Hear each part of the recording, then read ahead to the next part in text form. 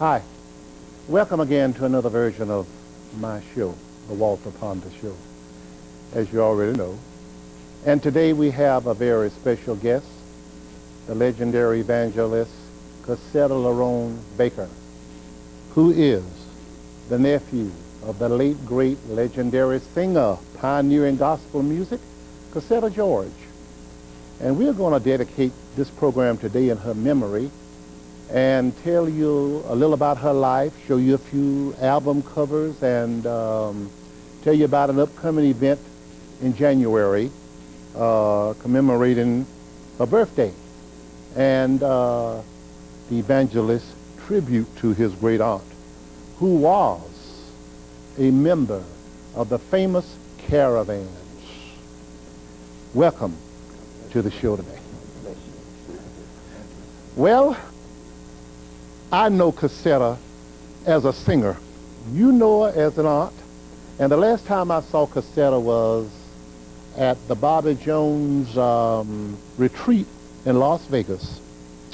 And she sang that night, Till We Meet. And she sang it a long time. And you know, it was something about the way she sang that night that made me feel deep down within that she was saying goodbye.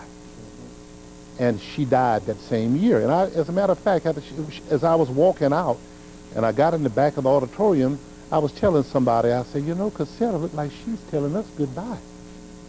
And in reality, that was what she was doing. And she sang, they couldn't sit her down. She got up, she had to say a little bit more, and it was just great. And then when she passed, that brought back that memory. But for many years, we have enjoyed the music of Cassetta George. You know, I heard Bobby Jones one time call her Cassietta. I said, oh, Lord, that's not right. Her name is... That's right? The proper, it's pronounced Cassietta. It means little house in Spanish. It's an Indian name.